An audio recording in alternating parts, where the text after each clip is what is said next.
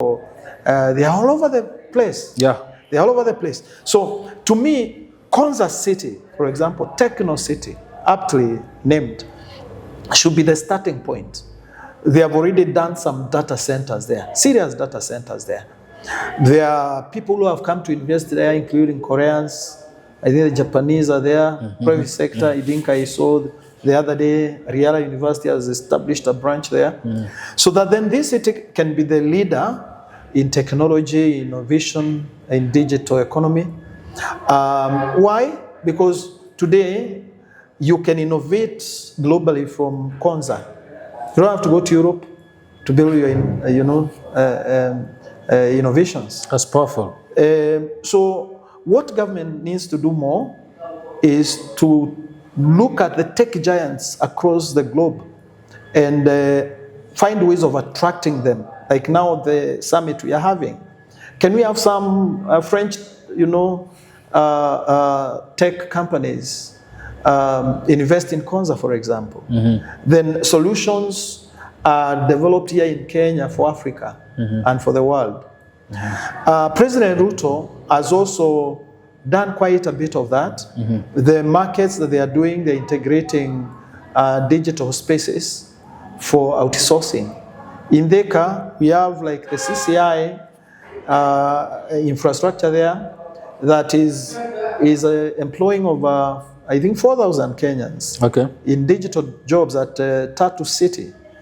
And integrating technology, therefore, to have real outcomes that are tangible outcomes.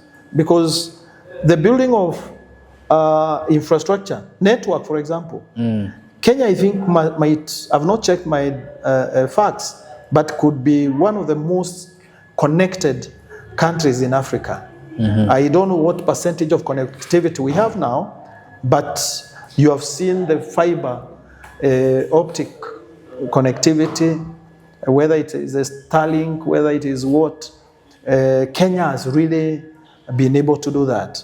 What does that mean? It means you can work globally from your house. Sure.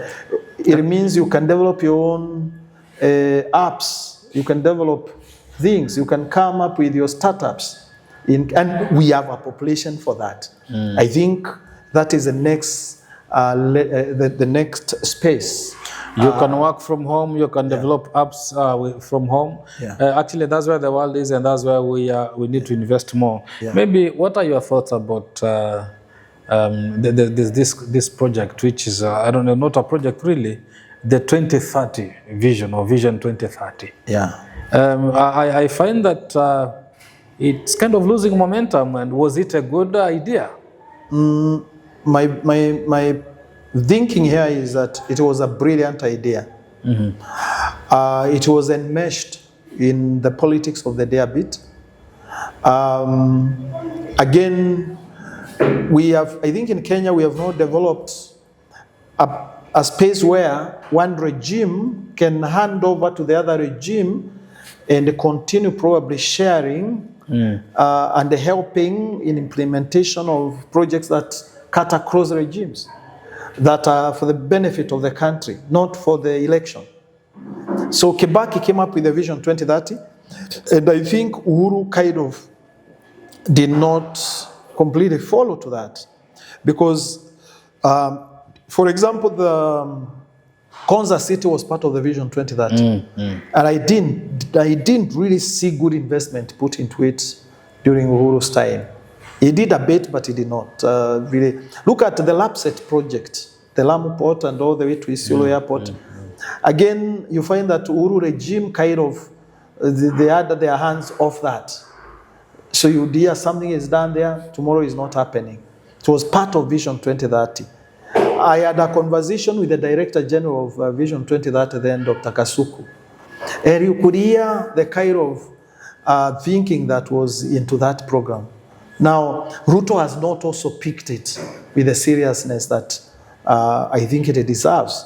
But he is implementing part of the program, because part of the program, Vision 30, was electricity to the households. They have done that. Kenya now, I think we are at about 75% coverage electricity. Again, internet, that is happening, and you can confirm that. Road network and other infrastructure, rail, that was part of that. Now, Kenya, for example, Ruto has done, up to this point, has done about 2,000 kilometers of new tarmac roads, and renovated about another 1,800 kilometers so far. The goal they have is to do 20,000 kilometers of tarmac roads. Whether achievable, I don't know, but fits within the Vision 2030. Wow. Yeah. That is very good analysis, and maybe I will want your take on just one thing, and then we are inching into closing. Yeah. As much as we want to embrace Pan-Africanism, yeah, I would also advise that we move holistically. And what I mean by that is this, that let us not have, for example, investors from one place dominating the investment, so that it doesn't get to a place and then xenophobia arises. And I would want us to challenge Kenyans. We are very entrepreneurial. And M-Pesa is really boosting us. Perhaps maybe your last take on this issue of entrepreneurship in Kenya, what can we do to spur it up? My honest opinion is that it is taking root. The former CS for trade in this regime, Moses Kuria, I think he had begun very well. Wow. I'm not seeing the current CS picking it well. Who is it, by the way? It's Lee Kinyanjui, CS for trade. He's a good man, but I think he doesn't have the vibrancy of Moses Kuria. Moses Kuria and started these aggregation centers at the county level, and land was gotten for most of it, and I think some money was allocated to do the markets and then to do the aggregation centers where there could be coolers, where there could be places where people can come and do their innovations, and then curate them there until they are able now to, or even add value to products from within that county. That was Moses Kuria's idea? Yeah, the guy is brilliant. Moses Kuria. Must give it to him. Yeah, we must give it to him. I'm happy about that because there's one aggregate center coming up in Migori, and I'm really having a few ideas about that place. Yeah, so those aggregation centers would have been hotspots for other things, So I think because Kenyans are doing very well, you have seen Kenyan innovators coming up with different things. You talked of M-Pesa, there are still others that are that are there. I think government must invest in our young people to come up with solutions. Because the world today is looking for solutions. And if your solution is good, you can then scale it up. So we should look at very innovative solutions. That I think is where we should go. Now, once we have those solutions curated here, funded a bit, so that then they can make economic sense, then find ways of getting partners and then scaling it up. I think Kenya has an opportunity to play in the global economy and be a significant player in our lifetime. Kenya has an economy and has an opportunity to play in the global economy. Especially digital economy. We want to end it there, and we are so grateful once again. Thank you so much. We've had James Kimathi, a man so informed, and we are going to be coming back with another segment of this. So grateful that you are with us. Consider subscribing, liking, and sharing this. And as usual, shalom. May God bless us all. Thank you. Thank you.